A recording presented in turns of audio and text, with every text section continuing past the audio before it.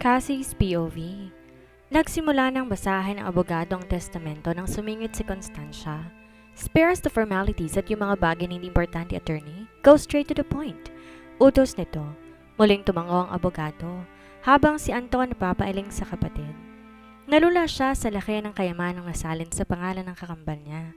Nakasaad din sa testamento na maaaring manatili sa mansyon San Antonio at Constancia hanggang gusto nila. Walang pinagkaiba sa testamento ng namayapa nilang ama, ang testamento ni Robert, maliban sa isang clause sa hulihan. Kung sakaling pumanaw si Cheska, ang kayamanan nito'y otomatikong masasalin sa pangalan ng ibang tao. At sinong taong yon, attorney? Curious sa tanong ni Constancia na may kasamang inis. Kung anong meron ng bunsong kapatid na si Robert, meron din sila ni Antonio. Yun nga lang hindi sa pamamagitan ng lupain at bahay, kundi sa lapi na nasa bangko. Pero hindi ito makapaniwala na ang pinaghirapang ipunda ng mga magulang nila mauuwi lang sa ibang tao kung sakasakali. Ang identity ng taong yon nakasealed sa envelope, Constancia, at nasa isang safe deposit yon. At malalaman lamang ninyo kung sinong taong yon sa sandaling pumanaw si Jessica de la Garza. Tanulapan siya ng abogado. Pati siya napukaw ang interes sa identity ng taong magmamana na ang kayamanang naiwan ni Robert sa sandaling pumanaw ang kakambal niya. Anything else, attorney? Ani Anton na talatang naiinip na. Sa tingin niya, ito ang tipo ng lalaki hindi maaaring ikulong sa bahay. Yes, nilahad ng abogado ang mga dokumento sa harap niya. I need you to sign this, Mrs. de la Garza. Wala sa loob, niyuko niya yun at binasang nakasulat. Nalaki ang mata niya sa nakita. Exhumation papers. Huhukayin nila ang puntod ni Robert? Why? Wala sa loob niyang usal. Nagpalipat-lipat ang tingin sa tatlong nasa harap. Bakit niyo gustong gawin to? Ipapa-autopsiya ko ang katawan ng kapatid ko. Mariing wika ni Constancia. Gusto ko malaman kung bakit siya pumanaw at kung totoong sakit sa atay kinasawi niya. No! Ani rito, tumakbo palabas ng library. Nakita mo na ang ibig kong sabihin, Anton? She's simply upset, Ate Constancia. Pagtatanggol ni Anton. Tumayo at lumabas na rin ang silid. Hindi naman problema yon, Constancia, anang abogado. Sapat na ang lagdanin niyo ni Antonio. Mabuti kong gano'n, attorney, at umaasa akong mapapadali ang hinihiling ko sa'yo. Napatingala si Agdon sa hagdan. Akmang papanhik na masulyapan sa veranda na lumabas ang babae. May kung anong kirot na gumuhit sa puso ng binata. I'm sorry, Cheska. Banayad na dumantay sa balikat niya ang kamay ng binata. I don't want to upset you, pero kahit ako'y nagulat nang sabihin sa akin Ate Constancia ang bagay na yan nang dumating tayo kahapon. Habang nasa San Felipe tayo, tinawagan na nito si attorney. I am upset. Humihikbing sagot niya. Bagaman si Robert ang pinag-uusapan nila, hindi niya may paliwanag kung ba't ang buong kamalayan niya ay nasa kamay ni Anton na nakadantay sa balikat niya. Bakit kailangan gawin pa yun? Hindi ba paglalapastangan yun sa labi ng isang tao? Inalis ni Anton ang kamay sa balikat niya at huminga na malalim. Naupo sa sementadong barandila ng veranda. I don't know how to say this, Cheska, na hindi ka masasaktan. At isa pa, gusto ko rin malaman mong hindi ko to gusto. Sinikap kong pigilan si ate kagabi pero buo na ang pasya nito. Ano ang ibig mong sabihin? Hindi maniniwala si ate na sa sakit pumanaw si Robert. Muli siyang namangha. Bakit iisipin ni Constancia yon? Nakita ni Anton ang mga katanungan sa mata niya. Hindi ko alam kung ba't di maganda ang loob sa'yo na nakatatandang kapatid namin, Cheska. Ano bang nangyari sa pagitan ninyong dalawa nang umuwi siya dito nung bagong kasal pa lang kay ni Robert? Wala sa loob siyang umiling. Ano ang sasabihin niya? Ni wala siyang alam sa mga bagay na yun o sa mga ginawa ng kakambal niya. Wala akong matandaan, Anton. Pagsasinungaling niya. Muli huminga na malalim ang binata. She was so upset nung bumalik siya sa Canada. Galit na galit si ate sa'yo. Hindi ka raw karapat dapat na maging asawa ni Robert. I don't know why, Cheska. Dahil excited si ate nang umuwi dito para kilalanin ang bagong hipag niya. Pagaman may konting tampong nagpakasal kay ni Robert nang wala kami. And she thought that just na pinaslang ko ang asawa ko? Putol niya sa sasabihin nito. Sa pilitang tumango ang binata, bagaman bahagyang nangunot ang noo sa kakaibang pagputol niya ng tanong. Naniniwala tong hindi basta igugupon ang anumang karamdaman si Robert dahil lang sa malimit itong pag-inom. Robert was a healthy man, Cheska. At naniniwala rin si ate na kung may sakit man si Robert, tiyak tutungo to sa Amerika upang magpagamot. Napakagat-labi siya. Naalala ang sariling akusasyon sa kakambal. Robert became alcoholic after he married her twin. Pero meron pa bang higit na malaman maliban sa pagkakasakit nito sa atay? Totoo kaya ang binibintang ni Constancia kay Cheska? Kaya bang gawin ng kakambal na yon? She shivered at that thought, at kasabay ang pagbangon muli ng galit sa kapatid at ang pagkahabag sa dating kasintahan. Muli siyang napaluha. Hinawakan siya ni Anton sa braso. Ang init na nagmumula sa kamay nito tila nagpapabilis ng tibok sa puso niya. Huwag mo nang intindihan si Ate Constancia. Hindi ako naniniwalang gagawin mong ganung bagay kay Robert. I can see how you loved him. Napatingin si Cassie sa binata. Di niya matiyak kung tama na himigan niyang parang panibugho sa tinig nito. Learn to let go, Cheska. Alam kong mahirap lalo na sa'yo, but please, learn to live without him. I am not asking you to forget him. Alam ko hindi mo kaya, but life goes on. The words were so comforting. Sa nakalipas sa 2 taon, tila siya tubig na hindi dumadaloy. Di niya nagawang kalimutan si Robert sa mga panahon yon. Kaya marahil naroon pa rin ang sakit sa puso niya. Kasing sariwa pa rin ang malaman niya ang panlilinlang ni Cheska sa kanila ng kasintahan. Isang totoong ngiti ang pinakawalan niya. Hindi ang sinasabi nito ang nginitian niya, kundi ang English accent ng binata. You're lovelier when you smile like that. Pero maaari ko bang malaman ko anong nginingitian mo? Bahagya siyang nailang.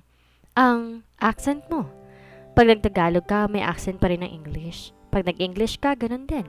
If I will close my eyes and just listen to you, iisipin ko, hindi ka Pilipino. Natawa si Anton dahil sa sinabi niya. I'm 32, Cheska. More than 5 years older than Robert.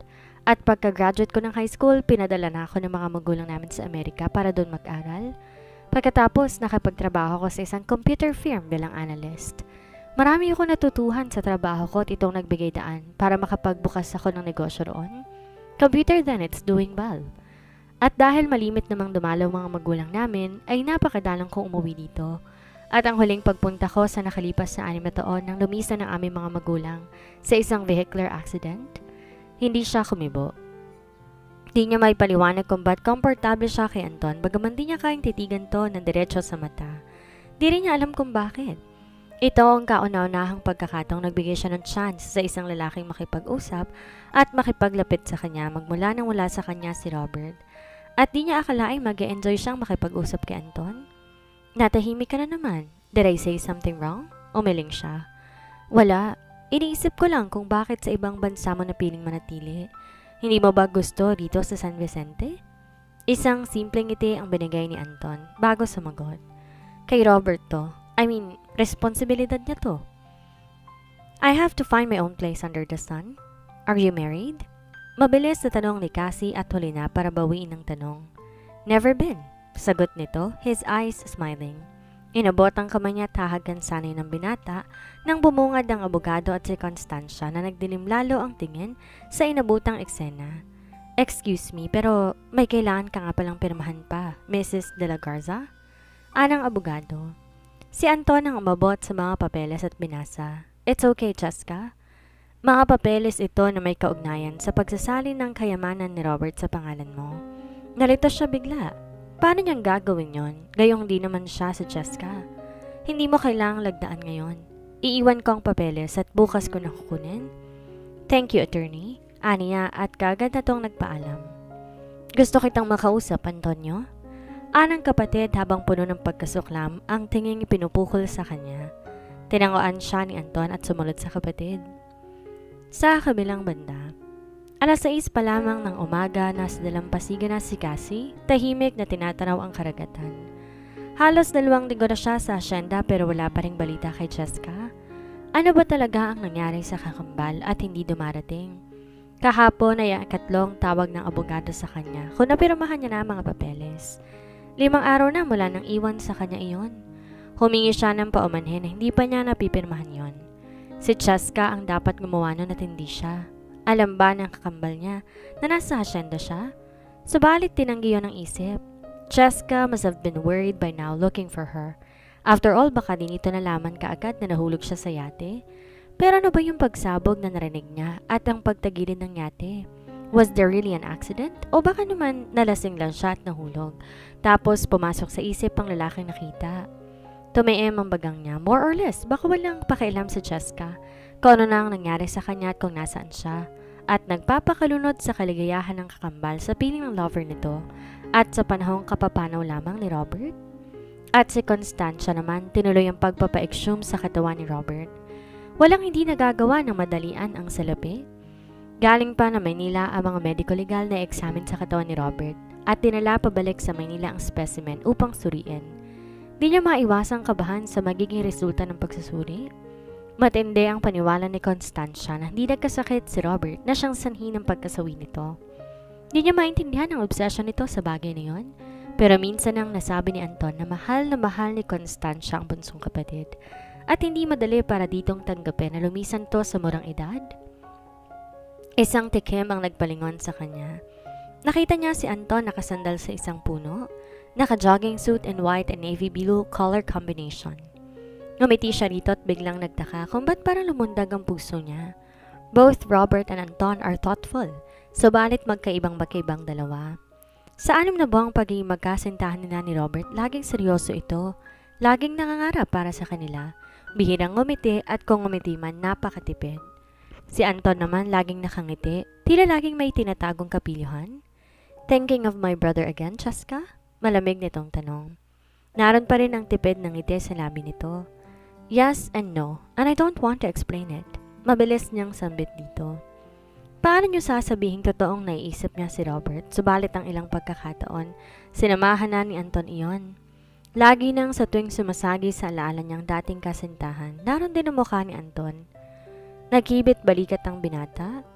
I was about to start my jog when I saw you. Naka-sweatshirts and pants ka rin lang. Let's go jogging. Her mind wanted to say no, pero hindi nang damdamin niya. Sige. Magkasabay silang tumakbo ng binata sa baybay dagat.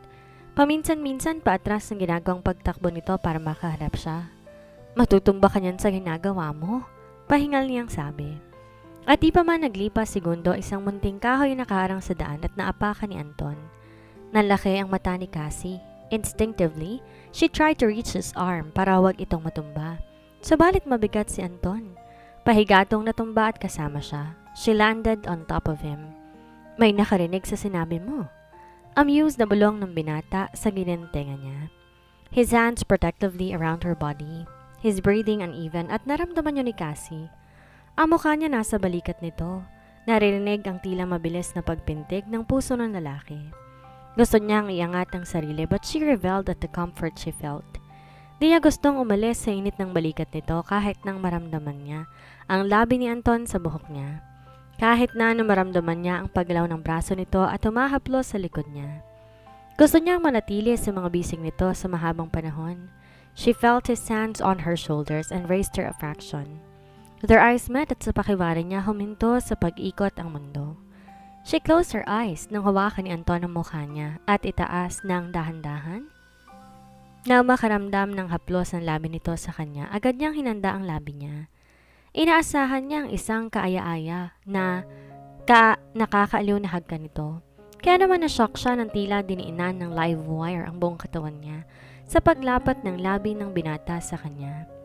Mas lumalim ang pagkaganito sa kanya at tila siya nawalan ng kontrol at anyang natapos. Ganito rin ba ang nararamdaman dati kay Robert tuwing hinahagkan siya nito? She couldn't remember. Maya-maya'y naghiwalay na ang labi nila. They probably need air to fill their lungs. Nasa harapan pa rin siya ni Anton at ang mga braso nito ay nasa katawan pa rin niya. Hindi rin alam ni Cassie kung tibok ng puso niyang narinig o sa binata. Kung gaano katagal sila sa ganong ayos, walang makapagsabi.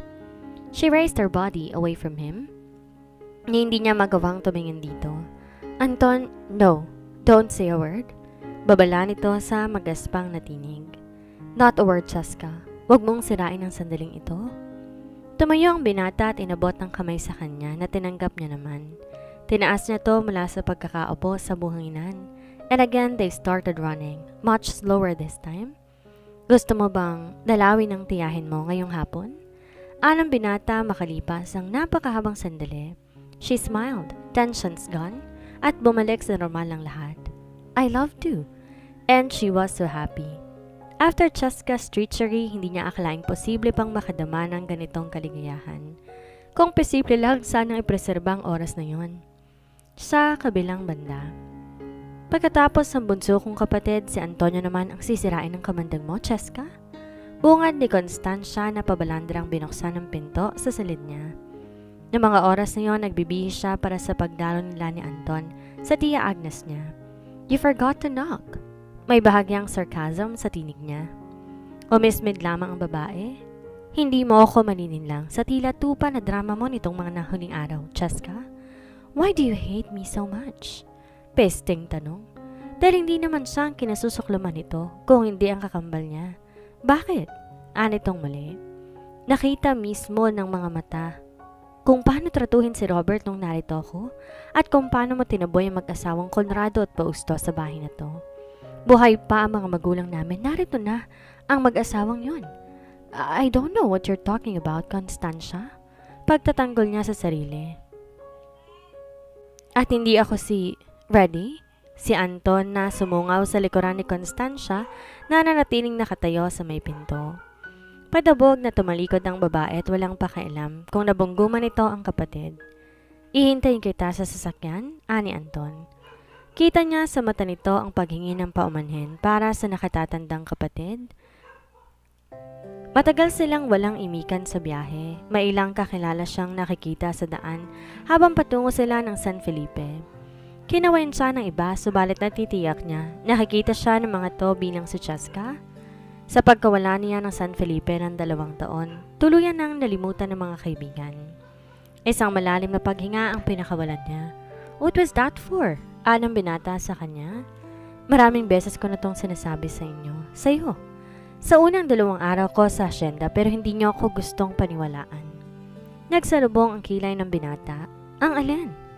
"Hindi ako si Cheska, Anton. Ako si Cassie, ang kakambal ni Cheska.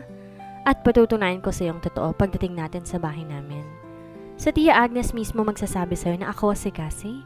She can identify both of us so easily." Di sumagot si Anton bagaman naroon ang pagdududa sa mga mata. Wala nang dahilan at usapang namagitan hanggang sa makarating sila sa lupain nila. May mga ilang taong nakatumpok sa isang tindahan papasok sa mismong lugar ng mga De La Garza. Kumaway pa ang mga to, bahagya lang tumango si Cassie, at tulad nung huli silang pumunta roon, ganun pa rin ang bahay, sarado. Matataas na ang mga damong nakapaligid sa bahay. Nanulumo siyang napasandal sa sandanan ng upuan. Saan kaya nagpunta ang tiya Agnes? Imposibleng lumawas to ng Maynila dahil nang minsang sumulat ako sa kanya. Nabanggit itong pinagbili ang kapirasong lupa at bahay sa Quezon City. "Do you want me to inquire to neighbors?" Tanong ni Anton. May 2,000 ektaryang lupa nila. Nakapalibot dito mga punong mangga na namumunga, taon-taon at siyang pinagkukunan ng ama nila ng kabuhayan. Kaya naman medyo malayo sa kapitbahay, pangkaraniwan sa probinsya. Ang pinakamalapit nga nilang kapitbahay ay ang dinaanan nilang tindahan, kung saan ang lupait din naman ng mga to'y katabi ng sa kanila. Umiling siya. "Saka na lang, gusto ko nang umuwi. I'm worried about her though. She's old." Matandang kapatid yon ng kanyang ama at dating guro din sa pampublikong paaralan. Sa Maynila, ngayon tila maantala ang pagkakataong may pakilala niya ang sarili kay Anton. Pagdating nila sa bahay, may mga tao na sila na dinatnan doon. Isa na ron si Attorney Carion. Agad ang pagbangon ng kakaibang kaba sa puso ni Cassie. Lalo na makita ang pinagsamang tagumpay at puot sa mga mata ni Constancia para sa kanya. "Robert was poisoned, Antonio."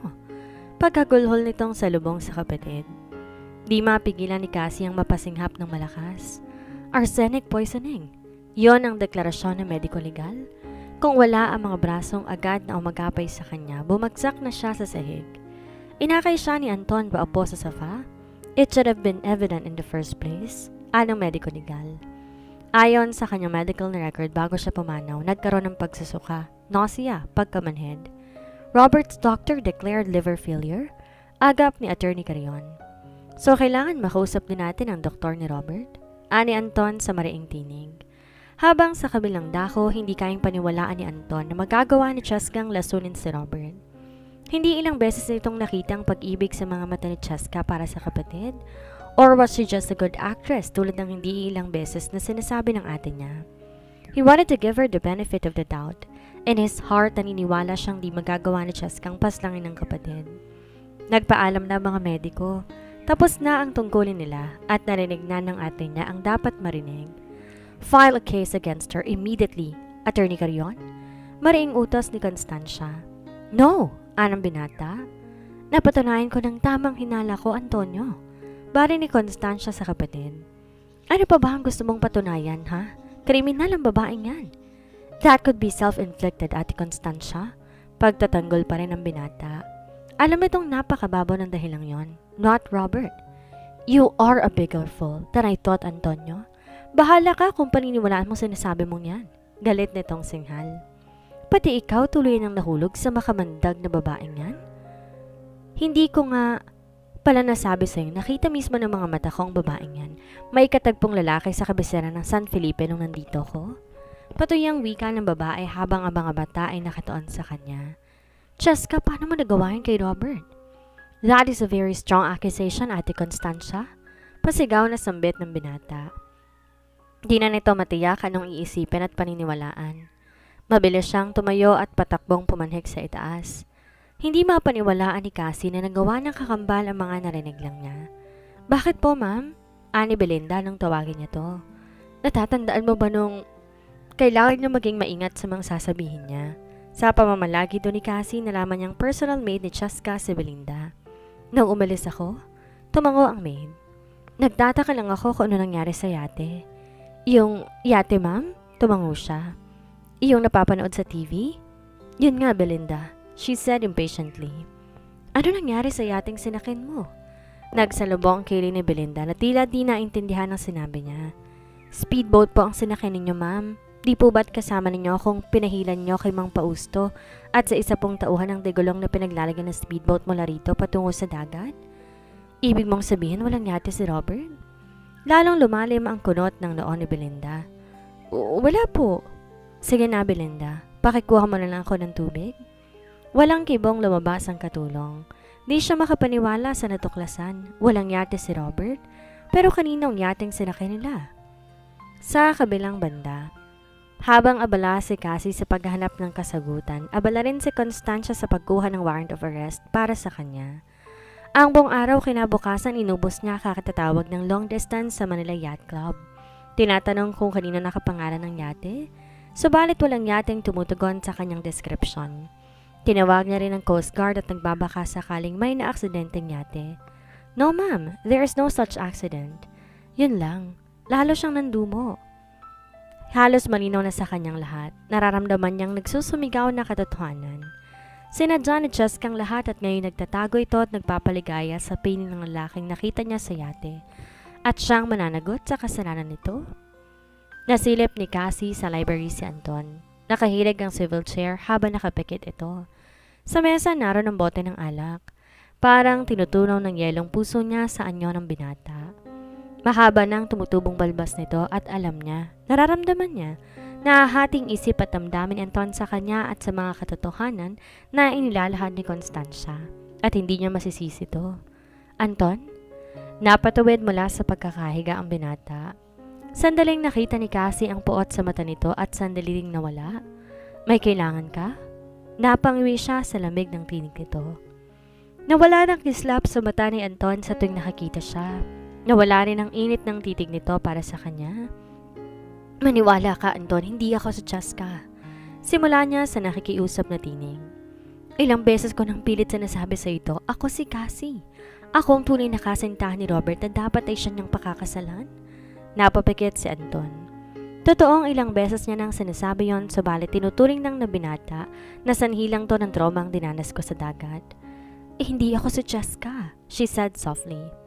Bakit sa palagay mo na nanatiling hindi ko pinipirmahan ang pagsasali ng mana ni Robert? Dahil wala akong karapatang gawin yon. At malumanay at malino niyang sinalaysay sa binata ang totoong nangyari. Mula na magbalik si Robert galing Canada. Titig na titig si Anton sa dalaga. Gusto nitong maniwala dito. Sa bawat katagang sinasabi nito, but his brother is gone when he should be still alive? Alam kong mahirap paniwalaan, Anton, pero kaya kong patunayan ako si Cassie sa lahat. I own a preschooler school in Calapan. My pupils will recognize me at ganun din ang mga magulang nila. Nilinlang lamang ako ni Cheska. Posibleng naisip niyang lalabas ang katotohanan sa totoong dahilan ng pagpano ni Robert. Di niya na napigilang umiyak. Maniwala ka sa akin, please. Mahalagang maniwala ka sa akin. Sa kabilang banda, nang araw na yon may mga investigador sa malaking bahay. Lumabas ng search warrant para maghalughog ng silid ni Cheska. Wala siya nagawa kundi maupo sa isang sulok habang isa-isa hinahalungkat ng mga investigador ang buong silid. Si Anton nakamasid lamang sa kanya. Paano pa ngayong napatunayang pinaslang kapatid nito?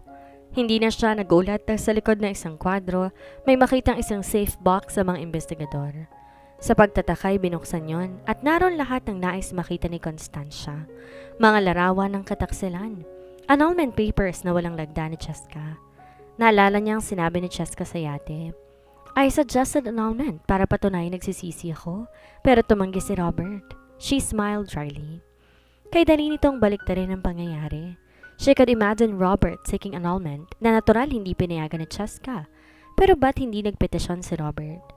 Hawak niya ang mga larawang nagpapatunay na nagtaksil si Cheska. Ang lalaki sa larawan ang mismong nakita niya sa yate. Pagkatapos ng mga larawan at papeles ay isang hiringgilya na hindi na kailangang suriin pa sa laboratorio kung ano ang laman. Alam nilang lahat yon ang lason na kumitil sa buhay ni Robert. Walang nararamdaman si Cassie noong mga sandaling yon kundi galit para kay Cheska. Sa munling panlilin lang nito sa kanila ni Robert. "You are under arrest, Mrs. De La Garza," wika ng isang investigador. She raised her chin. "I need a lawyer," aniya sa malamig na tono. Tila naubos lahat ng emosyon niya. She'd go through all this. At natitiyak niyang tiniyak ng kakambal na siyang tatanggap ng kaparusahan sa bandang huli. "Do you have any?" tanong ng investigador. Umiling siya. "We will provide you with one." Kinuha ang posa sa takma siyang poposasan nang biglang lumapit si Anton. Tinabig ang kamay ng lalaki. "Di na kailangan yan. Sasama siya ng tahimik." Wika ng binata at niyuko siya. She met his eyes. There was no hatred in them, bagkos panlulumo. "I don't believe this." Ani Constancia sa ginawi ng kapatid. Nang araw na yon, nakablotter na rin ang kalaguyo ni Cheska. Sa tulong ng private detective na inupahan ni Robert nung nabubuhay ito, naging madali ang lahat at di na inabot ng gabi sa provincial jail si Cassie. Piniansyahan siya ni Anton at nakalabas sa kabila ng galit ni Constancia. Kinuha siya ng binata na isang silid sa isang maliit na hotel sa kabisera upang doon muna siya pansamantala. "1 week from now is your arraignment. Kung nagsasabi ka ng totoo na hindi ikaw si Cheska De La Garza, kailangan mapatunayan natin sa lalong madaling panahon upang madismiss ang kaso at maparusahan ng totoong kriminal." Anang abogadong kinuha ni Anton para sa kanya. Nilinga ni Cassie ang binata na nakatayo sa isang sulok ng hotel. Nakakunot ng noot kung ano man ang iniisip ay hindi niya alam. "Anton, hindi mahalaga sa akin ang iniisip ng iba. Ikaw ang gusto kong maniwalang nagsasabi ako ng totoo." At sa pagkakataong niyo natanto niyang walang pinakamahalaga sa buhay niya ngayon, kundi mapatunayan kay Anton na hindi siya sa Cheska, na hindi niya magagawa ang mga bintang sa kanya. Ang abogado mo nang bahala doon. Isang mapait na ngiti ang sumilay sa labi ng binata nang sabihin yon. "Can't you see?" Nilahad niya ang mga kamay. Parang sadyang nakantad sa mga investigador ang mga ebidensya. "Kung sa palagay mong ako si Cheska at pinaslang ko si Robert at wala ko ibang motibong ibaling sa ibang krimen, hindi ba dapat sinunod ko na lang ang mga larawan, dokumento at hiringgilyang yon?" Kumislap sandali ang mata ng binata, subalit nagsalita ang abogado.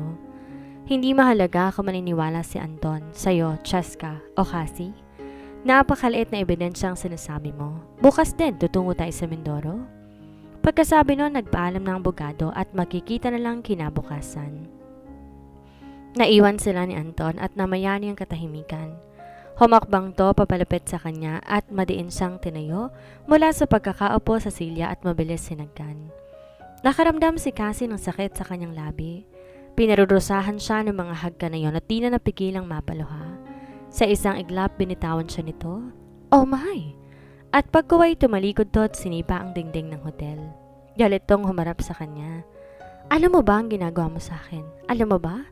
I am in love with you. Yes, I am in love with you." Malakas itong sigaw. "Mula pa nung araw na makita kita sa dalampasigan, when I stupidly thought for a while that you were the sea nymph Robert was talking about when we were kids." Gustong sabihin ni Cassie mahal na rin niya ito. Nasa nakalipas na mga araw ito ang laman ng puso't isipan niya at hindi na si Robert. Pero walang tinig na lumalabas sa bibig niya. Nasasaktan siya sa sakit na nadarama nito, sa paghihirap na nadarama nito, At hindi ko matiyak kung nagsasabi ka ng totoo. Muli nitong sabi, ang isip ko tumatanggi, subalit hindi ang puso ko. Tinuro nito ang sariling dibdib sa pasuntok na paraan. And he knows if I'm falling in love, so much in love with, sa babaeng pumaslang sa kapatid ko. Hinayaan niyang umagos ang luha sa mata ng binata. Marahan siyang tumango at lumapit dito. She raised her hand and gently touched his face. Kaagad na kinulong ni Anton sa mga pala nito ang kamay niya at hinagkan sa kabila ng pag-iigting ng bagang. Thank you so much for loving me, Anton. She whispered in a sob. Alam ko minahal akong totoo ni Robert. Hindi ko kahit minsan pinag-alinlangan yon. But I know now that you love me most. Hindi mo magagawang mamuhi sa akin sa kabila ng lahat.